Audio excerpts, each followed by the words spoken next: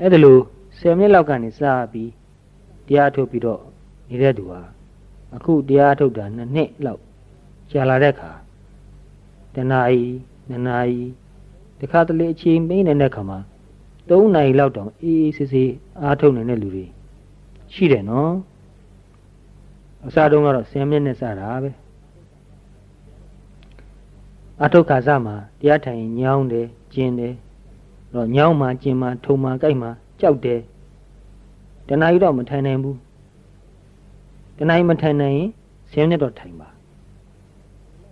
အဲ့ဒါလို့သူတို့ကိုနိုင်တယ်လောက်လောက်ခိုင်းတော့10မိနစ်ကတော့တတ်နိုင်တယ်တော်တော်ကြာတော့ဒီထက်မှတမာရီလေးနည်းနည်းရလာတော့တရားဟာသူ့ဟာသူဆွဲခေါ်သွားသလိုပဲထိုင်ရတာကောင်းလာပြီဆက်ထိုင်သွားတော့တာပဲတချို့15မိနစ်မိနစ်20မိနစ်20လောက်ကြာလာရင်ညောင်းလာပြီတော်ကျင်နေပြီဒီလိုပဲအလေးချင်းများလုပ်သွားတော့တမာရီပိုကောင်းလာပြီနိုင်ဝက်လောက်ကတော့ဘယ်လို့မှမပင်ပန်းဘူးပျော်ရွှင်စိတ်ချမ်းသာနဲ့ပဲထိုင်လိုက်တာပဲတခါလောက်နိုင်ဝက်လောက်ပြအောင်ထိုင်လိုက်ပြီးဆိုရင်ငါနိုင်ဝက်ထိုင်နေတကူဆိုပြီးဝန်တာလာတယ်အားတက်လာတယ်ပိုလုံနိုင်လေ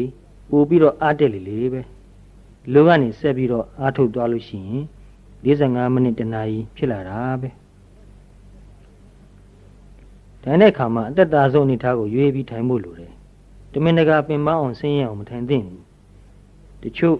ခါနာတတ်တဲ့လူဒုနာတတ်တဲ့လူတွေရှိတယ်ဒီပြတော့ကခါနာတယ်ဒုနာတယ်တဲ့ခါနာသည်ဖြစ်စေဒုနာသည်ဖြစ်စေတနည်းနည်းနဲ့တော့ထိုင်နေကြတာပဲဆိုတော့ဘယ်လိုပုံစံနဲ့ထိုင်တက်တာလေးပဲထိုင်ဖို့လိုတယ်ဘုရားဟောတဲ့မှာအိမ်သာထဲမှာထိုင်နေရင်တောင်မှတရားကိုအားထုတ်ဖို့မှားထားတာရှိတယ်နော်အဲ့ဒီနေရာမှာတောင်မှအဲ့ဒါလိုတရားကိုအားထုတ်လို့ဖြစ်သေးရင်ရနိုင်သေးရင်တခြားနေရာမှာရောထိုင်ရင်လို့ထိုင်ပြီးတရားအားထုတ်လို့မဖြစ်နိုင်ဘူးလားအဲ့ဒါသဘောပေါက်ဖို့အရေးကြီးတယ်ဒါကြောင့်ထိုင်တဲ့ပုံစံကိုသိပြီးကြောက်ကြမနေကြပါနဲ့တက်တာလို့ထိုင်ပါသို့တော့တက်တာလွန်ပြီးအိမ်ငိုက်သွားမှကိုတော့သိထားဖို့လိုတယ်ထိုင်တဲ့အခါမှာခေါင်းကိုခပ်ဖြောင်းဖြောင်းလေးထားပါခေါင်းတော့မမီးနဲ့ခေါင်းမီးရင်ပို့ပြီးအိတ်ချင်တယ်ခေါင်းကိုတက်လေးထားပြီးဒီလိုပဲတရားထုတ်ပါတကယ်ကိုပင်မနွားနေလို့ခဏလောက်တော့နားမှဖြစ်မယ်အိမ်မှဖြစ်မယ်ဆိုရင်လေအိမ်ရတဲ့မှာအိမ်ရင်းနဲ့ပဲတရားထုတ်နေပေါ့ကိုယ့်ငကိုရေချက်ကိုကအိတ်တော်မဲလို့ရည်ရတာကိုမပြောခင်လေးတရားလေးကို3-4မိနစ်ရှုမှတ်ဖို့အချိန်ရသွားသေးတယ်နော်အဲ့လိုနေရာမရွေးအချိန်မရွေးရတဲ့လောက်တရားကိုအထုတ်ပါအရင်တစ်ခါတုန်းကတတိပေးခဲ့တာရှိပါတယ်ကားမောင်းရင်တောင်တရားထုတ်ဖို့ရန်ကုန်မြို့မှာကားတွေအများကြီးတွေ့နေရတယ်လူတွေကလည်းကားနဲ့ပဲအချိန်တော်တော်များသွားနေကြရတယ်အဲ့လိုသွားနေတုန်းမှာအချိန်ကိုအလကားဖြုံးနေမဲ့စားတတိလေးနဲ့နေဖို့ပြောချင်တာ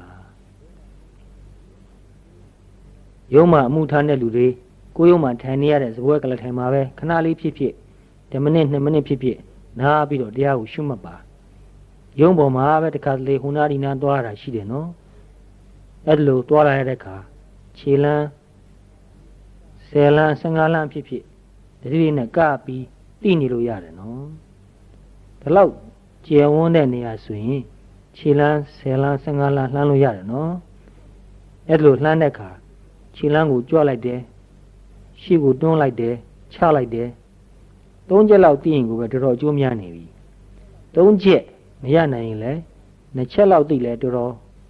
အကျိုးများပါတယ်ကြွလိုက်တယ်ချလိုက်တယ်အဲ့လိုလှမ်းလိုက်ရတဲ့အခါခြေထောက်ကအာယူလိုက်တဲ့အတွက်ကြောင့်တင်းမှုရော့မှုတွေအများကြီးဖြစ်နေတယ်အဲ့ဒီတင်းမှုရော့မှုကိုအာယုံပြလိုက်တဲ့အခါမှာတင်းလာတယ်ရော့သွားတယ်တခုခုကိုအာယုံစိုက်ပြီးနေပါအဲ့လိုသွားရင်လာရင်နဲ့ဖြစ်သတိလေးကပ်လိုက်တဲ့အခါမှာစိတ်ထဲမှာဖြစ်နေတဲ့အတွေးအရှိန်ဟာနည်းနည်းတော့တန့်သွားတယ်နော်အတွေးထဲမှာနေတဲ့အကျင့်များတဲ့လူဟာအတွေးမှာလည်းအရှိန်အဟုန်ဆိုတာရှိတယ်အရှိန်ရနေတဲ့အခါသူဒီတိုင်းသွားတယ်နော်အဲ့တော့ပစ္စုပန်မှာရှိနေတဲ့အာယုံတစ်ခုခုကိုစိတ်ကိုတတိကလိုက်ခြင်းအဖြစ် အဲ့ဒီအရှိန်ကြီးကနည်းနည်းတော့တန့်သွားတယ်အဲ့တော့အတွေးထက်မှာအများအားနှင်းမျောနေတဲ့အလေးချင်းနည်းသွားလိမ့်မယ်ကိုယ့်ကိုစိတ်ပင်မမှုဖြစ်အောင်စိတ်ဆင်းရဲအောင်လုပ်နေတာဟာကိုယ့်ရဲ့စိတ်ဆင်းရဲစရာကောင်းတဲ့အတွေးတွေပဲ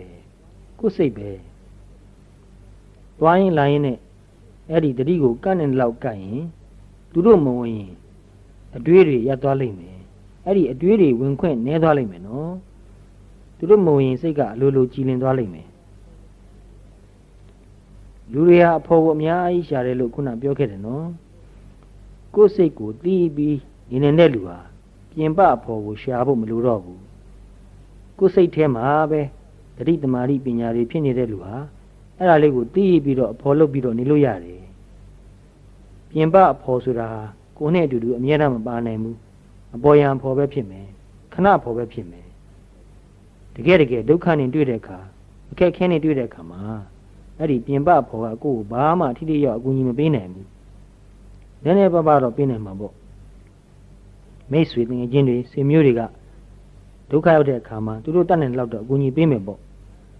ဒါပေမဲ့ကိုယ်စိတ်ထဲမှာခံစားနေရတာကိုပျောက်သွားအောင်လို့သူတို့ဘာမှလုပ်မပေးနိုင်ဘူးသူတို့ကပတ်စံပေးရင်ပေးမယ်နေမကောင်းတဲ့ခါစေဝါပေးမယ်စားစရာတောက်စရာပေးမယ်မိသားစုဆိုလဲနှိပ်ပေးမယ်တခုခုပေါ့တက်တာအောင်လုပ်ပေးမယ်ဒါလောက်ပဲသူတို့တတ်နိုင်တယ်တကယ်ကိုယ်စိတ်ထဲကခံစားနေရတာကိုတော့ဘယ်သူမှကူပြီးတော့မျှပြီးတော့အဖို့အဖြစ်မခံစားပေးနိုင်ဘူးအဆိုးဆုံးအခြေအနေကိုပြောရမယ်ဆိုရင်တေဂာနိအချိန်ရောက်ပြီဆိုတော့ပါဇက်ကလည်းဘာမှမပြောနိုင်တော့ဘူးမျက်စိကလည်းကြည့်လို့ကောင်းကောင်းမမြင်ရတော့ဘူးမှုံဝါလာပြီနားကလည်းကောင်းကောင်းမကြားရတော့ဘူးခန္ဓာကိုယ်ထိတွေ့မှုကလည်းကောင်းကောင်းမသိတော့ဘူးထုံကုန်ပြီဆိုတော့စိတ်ကတော့သိနေသေးတယ်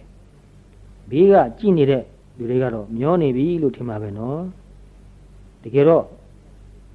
မျောချင်မှမျောတာတချို့ကတော့တကယ်မျောနေပြီးမှတတိပြန်လဲလာလို့ပြောပြတာ